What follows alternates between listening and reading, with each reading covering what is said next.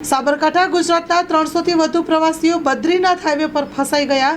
અરવલ્લીના 20થી વધુ શ્રદ્ધાળુઓ બદ્રીનાથ ચારધામની યાત્રામાં અટવાયા છે। ભૂસ્ખલન થતાં શ્રદ્ધાળુઓ અટવાયા છે। સ્થાનિક તંત્રએ કલાકોની જહેમત બાદ હાઈવે ખુલ્લો કરાવ્યો। 36 કલાકથી વધુ સમયમાં અટવાયા હતા, બાદમાં વાહન વ્યવહાર શરૂ કરાયો છે।